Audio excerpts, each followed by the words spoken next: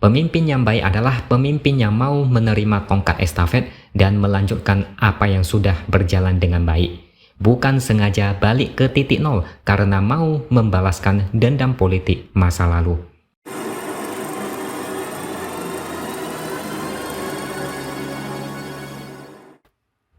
Halo, bertemu lagi dengan saya X Hardy di Opini Siwert.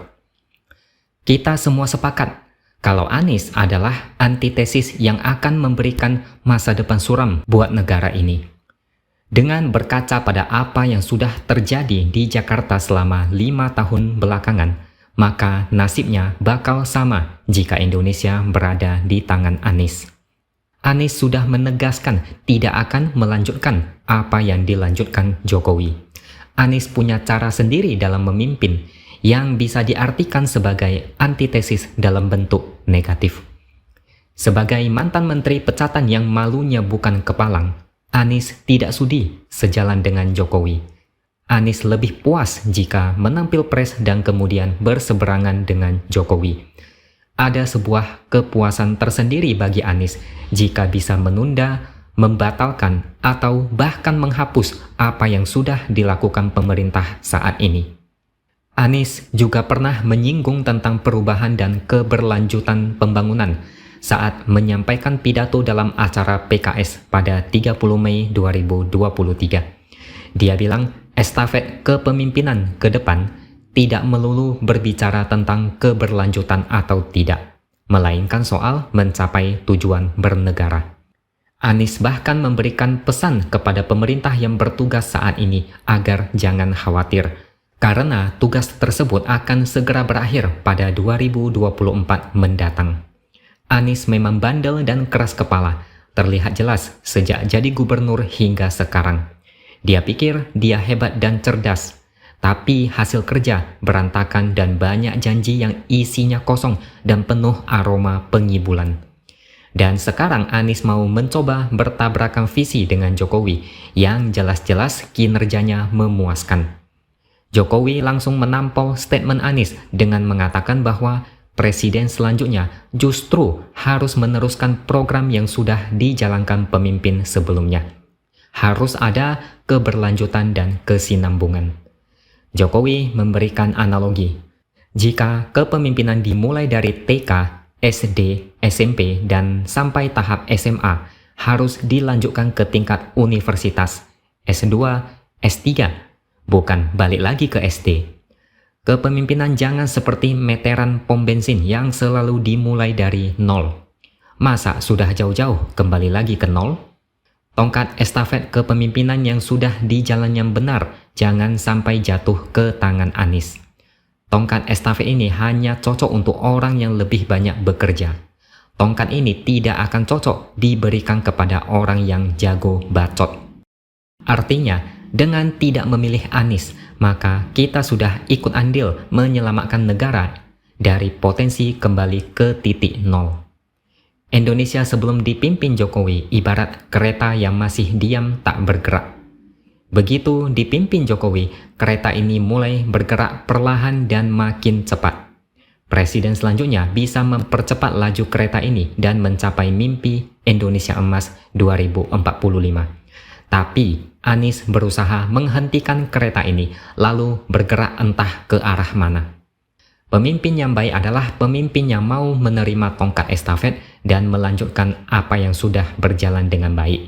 Bukan sengaja balik ke titik nol karena mau membalaskan dendam politik masa lalu. Mungkin menurut Anies, negara ini harus mundur dulu beberapa langkah ke belakang lalu mulai dari awal. Anies sudah memberikan bukti bagaimana akibat tidak meneruskan program gubernur DKI sebelumnya. Yang dikerjakan cuma jualan kalimat indah, utak-atik anggaran, kelebihan bayar, gonta-ganti nama jalan dan mempercantik JPO untuk keperluan selfie. Masalah utama yaitu kemacetan dan banjir nyaris tidak dipedulikan. Analogi meteran pom bensin ini sangat telak bagi Anies. Contohnya adalah normalisasi sungai. Ketika sudah dikerjakan 50%, Anies jadi gubernur dan mulai dari nol lewat naturalisasi sungai atau sumur resapan. Normalisasi sungai tidak pernah dikerjakan dengan alasan yang bikin muntah. Ketika Anies lengser, barulah normalisasi sungai dilanjutkan lagi oleh Heru Budi.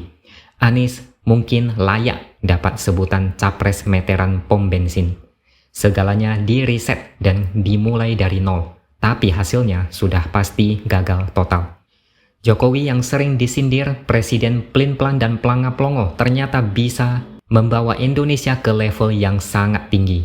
Jokowi sangat visioner, berani berpikir jauh ke depan dan tidak takut tekanan dari pihak manapun. Sedangkan Anies yang sering dipuji pintar bahasa Inggris, sekolah luar negeri, cerdas dan intelektual, tapi kerja nol besar dan bicara muter-muter seperti orang tersesat. Jokowi sering disindir tidak pandai pidato, suka melihat contekan saat bicara. Tapi penjelasan Jokowi soal meteran pom bensin sangat simpel tapi mudah dimengerti. Beda dengan Anies yang ketika ditanya apa, jawabnya keliling-keliling sampai pusing. Mungkin kalau ditanya apa makanan favorit, Anies akan menjawab begini. Nasi yang dimasak dengan mencampurkan kecap asin, kecap manis, dan berbagai bumbu, lalu diaduk-aduk hingga merata sampai warnanya kecoklatan dan mengeluarkan aroma yang wangi. Kemudian nasi tersebut dihidangkan dengan telur dadar, acar bawang, dan suiran daging ayam atau sapi. Padahal lebih simpel menjawab nasi goreng. Biasanya orang yang suka bertele-tele dan muter-muter saat bicara adalah orang yang takut kebobrokannya ketahuan. Jangan sampai negara ini jatuh ke tangan capres yang pintar mengolah kata. Orang seperti ini lebih cocok jadi motivator. Meskipun orang-orang di belakangnya kebanyakan provokator yang dikit-dikit teriak penjagalan. Peluang jadi negara maju hanya datang satu kali, dan kalau jatuh ke tangan yang salah, peluang itu berubah jadi malapetaka. Indonesia bukan cuma balik ke nol, tapi berjalan mundur menuju -1, -2, -3, dan seterusnya. Itulah pola pikir Anies dan lucunya pendukungnya bangga dengan kecerdasan Anies. Sandiaga Uno juga pernah bicara soal konsep percepatan, bukan perubahan. Indonesia butuh percepatan pembangunan, sedangkan Anies malah mau merubah seenak maunya sendiri. Sungguh lucu kalau sampai mempercayakan orang ini sebagai presiden. Saya yakin sindiran dari Jokowi sampai ke telinga Anies dan bikin telinganya panas. Anies memang cocok dianalogikan dengan meteran pom bensin. Berlagak mau mengubah dengan caranya sendiri yang terkenal amburadul dan tidak masuk akal. Biarin aja kalau Anies panas dan kebakaran jenggot. Lebih bagus lagi kalau misalnya koalisi perubahan bubar sehingga Anies tidak perlu nyapres. Negara tidak perlu mulai dari nol lagi. Oke, sekian dulu opini dari saya. Subscribe channel ini supaya makin berkembang dan tuliskan komentar Anda. Terima kasih sudah menonton dan sampai jumpa lagi di lain kesempatan.